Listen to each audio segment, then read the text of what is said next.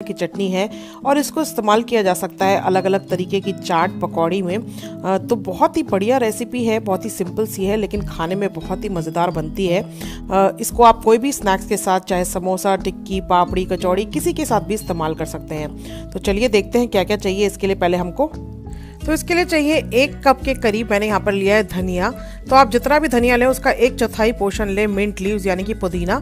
तो मैंने 1 कप लिया है धनिया, 1/4 कप लिया है मिंट लीव्स, 3 से 5 हरी मिर्चें, 1 चम्मच जीरा, आधा नींबू लिया है और 1 इंच के करीब अदरक का टुकड़ा। उसके साथ साथ नमक स्वाद अनुसार आप इस्तेमाल कर सकते हैं, 1 चम्मच चाट मसाला और 1 छोटा सा टमाटर यहाँ पे मैं इस्तेमाल करूँगी। तो अच्छे से वॉश कर लिया है मैंने ये धनिया पुदीना के पत्ते जो लिए हैं। उसके साथ साथ ये हरी मिर्चें जो है इसको काट लेते हैं। हरी मिर्चें आप घटा बढ़ा सकते हैं, जितना तीखा आप चाहते हैं उस हिसाब से।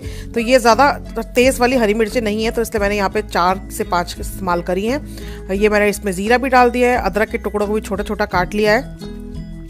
थोड़ा सा लेमन मैं अभी स्क्वीज़ कर रही हूँ और बाकी का इस्तेमाल कर सकते हैं बाद में।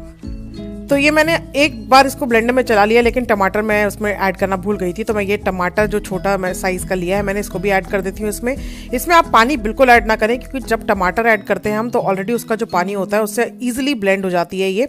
और ये आप देख सकते हैं चटनी बिल्कुल बनकर हो गई है तैयार। बहुत ही अच्छा रंग आता है इसका, टेस्ट बहुत अच्छा आता है बिकॉज ऑफ जो हमने पुदीना ऐड करा है उसकी वजह से।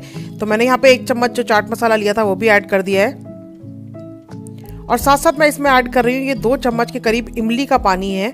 आप चाहें तो इसको ऐड करें, चाहे तो ना ऐड करें, सिंपल आप लेमन जूस भी ऐड कर सकते हैं। तो इसको मैं ये निकाल लेती हूँ एक छोटे बाउल में जिसमें मैं इसको करने वाली हूँ सर्व। तो ये बढ़िया तीखी चटनी तैयार है जिसमें हल्का सा खट्टापन भी होता है नींबू और इमली की वजह से।